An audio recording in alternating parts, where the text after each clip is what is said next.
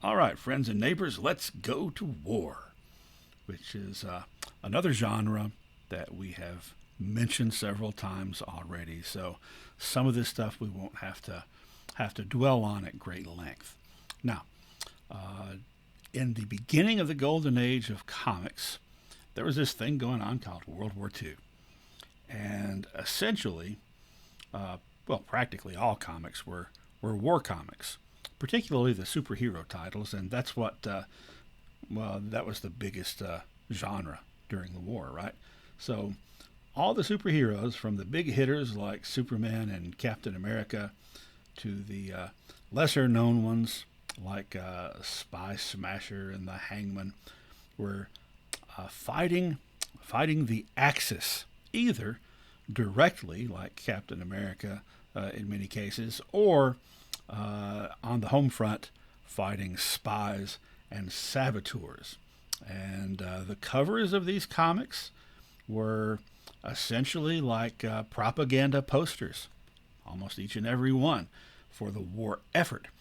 Now, what's kind of surprising about all this is that with all the focus on the ongoing war at that time, there weren't that many war comics that weren't about superheroes.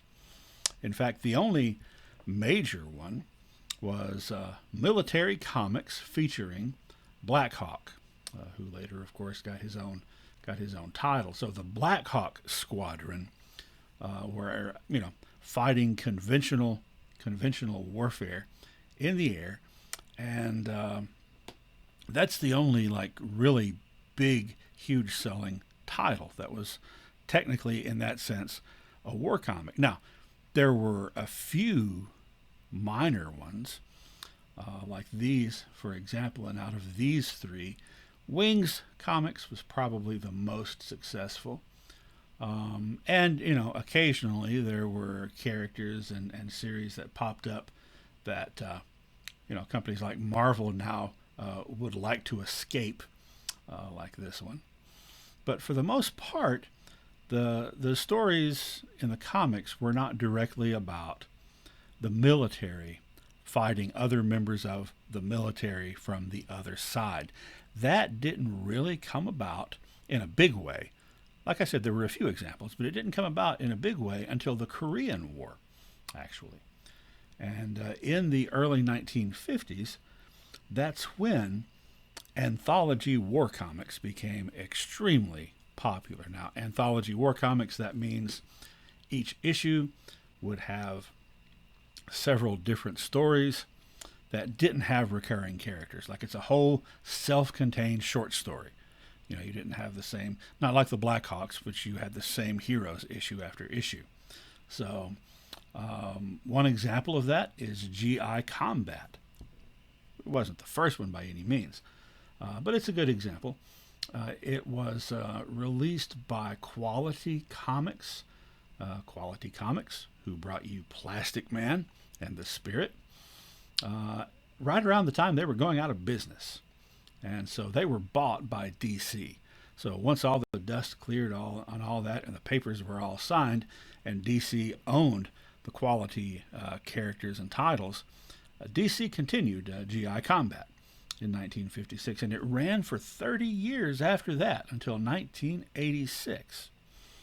Now, we have detailed the fact that EC had these two war comics that were both edited and mostly scripted by Harvey Kurtzman, and these were far and away the very best, the very best example of this type of comic book at that time. I mean, they were miles ahead of the competition because of Kurtzman, really for the most part, because of the approach, the more realistic approach that he took, and not only realistic, but relativistic in that he did not portray all the heroes as grandly heroic, and he didn't portray the people on the other side as insidious villains.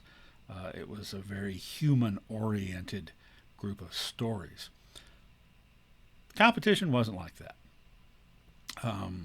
DC had a lot of war comics. And remember, we looked at back when we looked at 1956, we saw that DC, I think they had like half a dozen in that year alone. Several of these lasted for quite a while. You can see All American Men of War, that only lasted for about 10 years. But these others that started in the early 50s, Star Spangled War Stories, Our Army at War, and Our Fighting Forces, all lasted until the late 70s. Charlton had their war titles. The first one, Fighting Marines. Not Fighting Marines, can't say that G. Fighting Marines. And then later they added Fighting Army and Fighting Navy, as well as Battlefield Action. And you'll notice that all of these started in the 50s and ran until 1984. All four of them ended in 1984, the same year that Charlton Comics' big Western title, Gunfighters, ended. Now, perhaps you can use context clues to figure out what year Charlton went out of business. Over at Atlas, alias Marvel, there were a bunch of war titles. I think there were like a dozen that we looked at earlier, including this issue of War that's got so much war in it they had to say it twice, and colorful and creative characters like Combat Kelly. Now these, scripted mostly by Stan Lee, although not all,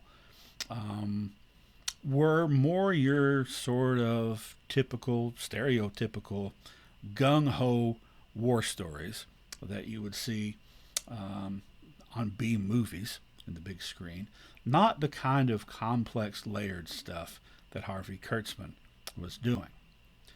Well, in the late 1950s, over at DC, you started having recurring characters. Now, they're anthology books, and each one's got several stories, and it's a whole new cast of characters every time. But some of the stories resonated so well with readers that they started bringing back those characters. For example, GI Combat eventually was dominated by the Haunted Tank, which is a tank crew on this American tank, and the tank is haunted by the ghost of Confederate Cavalry General Jeb Stuart. And within a couple of years, every issue was basically GI Combat featuring the Haunted Tank, and that was the whole comic. Our Army at War, I think it was, introduced the Unknown Soldier, who was this kind of special ops guy who had been hideously disfigured, and so he was always covered in bandages, but then he became a master of disguise and eventually got his own book.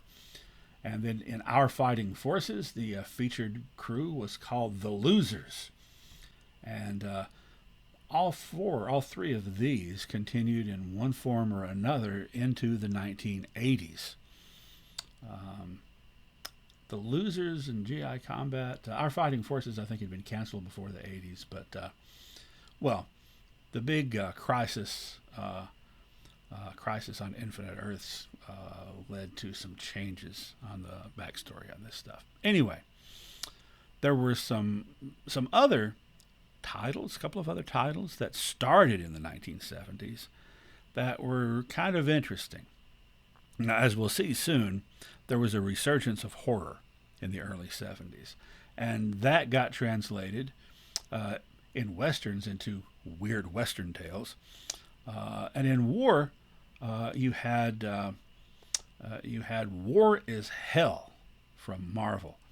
Now, I don't think that any time before the 1970s, or probably any time after the 1970s, you could have had hell in the title of a comic book that was going to be on the spinner rack and available to the general public. So that's another unique thing about the 70s. War is Hell lasted for a couple of years, and it was the many deaths of John Kowalski. It was the story of this cursed soldier. It's kind of an anthology story. It's kind of like if you're familiar with Quantum Leap, where the guy becomes a different person each episode. So This guy is cursed to die a soldier's death over and over and over again as different people. Over at DC, you had a less creative concept, weird war tales, to go along with their weird Western tales. So, ghost stories and monster stories taking place in wartime. Now, both Marvel and DC, as we've covered before, each had their big sergeant, who was their main war character. Sergeant Rock introduced, both of them introduced in the early 60s. Sergeant Rock 1959, but they became a thing so far as recognition. Both of them in the 60s, the early 60s. So you had Sergeant Rock from DC, Sergeant Rock and Easy Company, and you had Sergeant Fury and his Howling Commandos, which included characters like Reb Ralston in the lower right-hand corner, the guy from Kentucky who is kind of like a neo-Confederate kind of guy, as well as Gabe Jones, the black guy that they colored Caucasian for the first several issues. They also had, by the way, I forgot to mention this earlier, occasionally, he wasn't a regular, but he showed up every once in a while, a Japanese-American character named Jim Morita, who was a Nisei, Japanese-American soldier. And he showed up in the Howling Commandos on the big screen in the Captain America movie. So Nick Fury, who's supposed to be from Hell's Kitchen, the neighborhood in New York City, and Irish American. In the setting here, it's in the 1940s, so probably his parents or grandparents had been Irish immigrants. And Dum Dum Dugan, the corporal, same thing, was a long-standing Marvel character outside of the war comics, as you know. The character was first introduced in the Fantastic Four as a CIA colonel, who then later shows up as the head of this espionage organization called S.H.I.E.L.D. Now, perhaps you only know of Nick Fury from the movies, the Marvel Cinematic Universe movies, in which case you may have been thinking to yourself, where was Nick Fury when we were talking about the first black superheroes? Well, the fact is that Nick Fury was not a black superhero until the 21st century, the early 21st century. Marvel wound up doing the same thing DC had done. Remember with that Earth 1, Earth 2 thing to kind of explain some stuff? They started having different parallel universes. This is where Miles Morales comes in. And in their alternate Earth, which they call the Ultimates, the Ultimate Universe, that's the one where Peter Parker dies and Miles Morales becomes Spider-Man. In that one, Nick Fury's a black guy instead of a World War II veteran white guy. And by the way, they explained the World War II stuff by he took the Infinity Formula, which is kind of like the super soldier formula Captain America took. It didn't give him super strength, but it slowed down his aging. So anyway, in the Ultimates universe, he was black, not white. And as kind of a joke, they decided it would be fun to make him look just like Samuel L. Jackson. And so they did. And then later, when they started making Marvel movies and having Nick Fury in them, that's the version they went with the real Samuel L. Jackson. Now, you may not have known this, but Nick Fury had appeared on the screen before on television in a 1990s TV movie, Nick Fury and the Agents of S.H.I.E.L.D., played by David Hasselhoff. Can't imagine why that didn't get off the ground.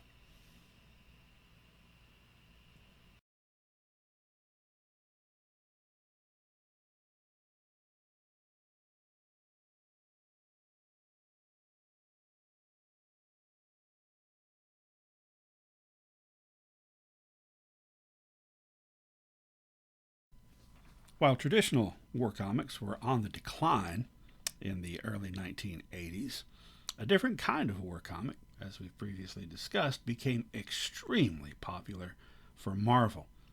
That being, of course, G.I. Joe. There's Larry Hama signing a copy of his very own action figure, which kind of shows the wisdom of the Hasbro toy company with having their license, the G.I. Joe figure, change with the times. Now, G.I. Joe as a term had been around since World War II as a term for just the average soldier, a GI, General Infantryman, G.I. Joe, just another Joe. In fact, there was a G.I. Joe comic that started in 1950 from the Ziff Davis Publishing Company that ran for a while, that had nothing whatsoever to do with action figures because they didn't exist yet, the G.I. Joe action figures. There in the middle, that's a picture of the G.I. Joe action soldier from the 1960s, very much a traditional looking military outfit. And then there's the really hairy version from the 1970s. But Larry Hama was there on ground zero for the total change up of the appearance and structure of G.I. Joe. Also, in the 1980s, the comic book series The Nom from Marvel that we've talked about before, that Larry Hama edited. I think he wrote some of the issues. This may have been the last regular ongoing war comic to appear from a major publisher. And it wasn't. It was not your typical gung ho stuff. It was a lot closer to the EC approach to war stories. Well, that may have been the last ongoing representation of military combat, but there have been others in the 21st century that have appeared, although not in a regular ongoing series. And in fact, Marvel had a mini-series in 2005 called Combat Zone: True Tales of GIs in Iraq. That was written by Carl Zinsmeister, who was not a comic book writer, but a journalist, an embedded journalist with the 82nd Airborne in the invasion of Iraq in that first stage of the war. And so collaborating with artist Dan Jurgens, his reporting on that action was translated into the comic book medium, which is kind of like a new thing that has been repeated since then. Comics military journalism.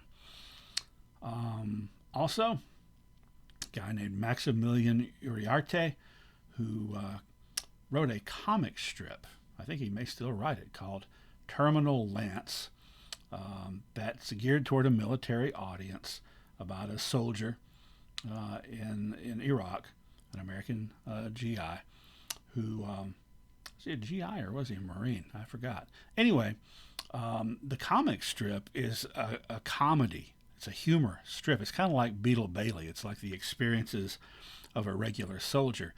But he took that character and made a graphic novel, like almost 300 pages long, that was not funny at all. It was very, very serious. The White Donkey, featuring the characters from Terminal Lance. And that was in 2016. He has since done another graphic novel about the war in Afghanistan, and previously mentioned the World War I graphic novel by Max Brooks and Kanan White, The Harlem Hellfighters, about the All-Black Regiment in World War I. Well, let us move along now to another genre completely, the romance genre, which started in 1947. In fact, unlike a lot of these genres, the romance genre has a birth date and a death date. Started in 1947 with Young Romance by Joe Simon and Jack Kirby for Crestwood Comics, and ended, well, I take that back. It didn't really end in 1977, as we will see. Anyway, these two books by Simon and Kirby for Crestwood, Young Romance and Young Love. Young Romance started the trend, and by 1948 the trend was exploding. romance was huge. Crestwood was bought by guess who? DC Comics in 1963, and DC actually took over the publication of these two titles. In 1950, there were about 150 romance titles. So essentially, if you picked up a comic book in the early 50s, odds are it was either about Donald Duck or some of his relatives, or it was about horror, gruesome horror, or it was about romance. That covered probably 90% of the books that were out in the early 1950s. Linda Lark, Student Nurse, is just one example, probably the most famous example, of romance comic titles specifically about nurses. There were a bunch of them, a bunch. Well, time went on. The trend kind of ran its course, and there were fewer and fewer romance comics in the 1960s, although there were still several. But by the early 70s, things had changed. Marvel was completely out of the romance comic business in the early 70s. The closest thing they had to such a thing was Millie the Model, which was still running. DC, however, they had about half a dozen or so, including those two that had originally been created by Simon and Kirby that they had bought from Crestwood. And they canceled most of their romance comics around 1972, 1973. But they kept those two Simon and Kirby originals, Young Romance and Young Love. They kept those going until 75 for Young Romance, and finally 1977, Young Love ran its course, and that was the end of romance comics for DC. Now, there was one company that still had some irons in the fire, and that was Charlton, whom we've mentioned several times. They technically got their start as a publishing company in the 40s, but it was in the mid-50s when they really started to make a dent in the market and make their presence known. And they were sort of like they were kind of like a second or third string company in a lot of ways. But one thing that they did was, because they never really, although they had some superheroes, they never really took off. All the other stuff that Marvel and DC was abandoning because they were doing so well with their superheroes, Charlton did, right? They kept that Western going till 1984. They had half a dozen romance comics still going in the early 1970s. And you can see them there. I took all these screenshots from these 6 here from 1972. And as you can tell, apparently Charlton had some kind of deal going with the Partridge Family, because all 6 issues has a poster inside of somebody from the Partridge Family. Romantic story and secret romance, they had David Cassidy. And if you don't know who David Cassidy is, ask your mom, or more likely, I guess, your grandma, and watch her eyes light up. However, if you bought Teenage Love, you were out of luck because you were stuck with Danny Bonaducci. Same thing, I believe, with Love Diary, although, yeah, there he is. Anyway, 1973, 72, 73, must have been 73, Charlton canceled 3 of these titles, the 3 on the top, leaving them with 4. Then in 1976, they canceled all 4 of those. So DC's Young Love outlasted all the Charlton books, and that's why I almost said that was the death date of romance comics.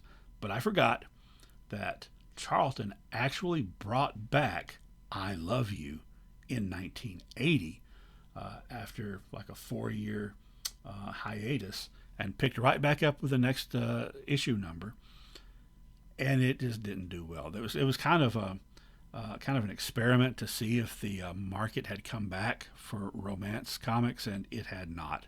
So after a few issues, I Love You was canceled in 1980. So that was the funeral dirge. That was the death announcement of the romance genre in comic books. Now, in the 1980s and beyond, in independent comics, there have been some that focused on relationships, that focused on just regular people, not superheroes or fantasy heroes or anything like that. But those don't really count as romance comics, even if they may have elements of romance in them, because they're just not this kind of geared toward teenaged girls. That's the intended audience, and very kind of simplistic and operating within the bounds allowed by the Comics Code Authority. That's a very specific shelf life, 1947 to 1980.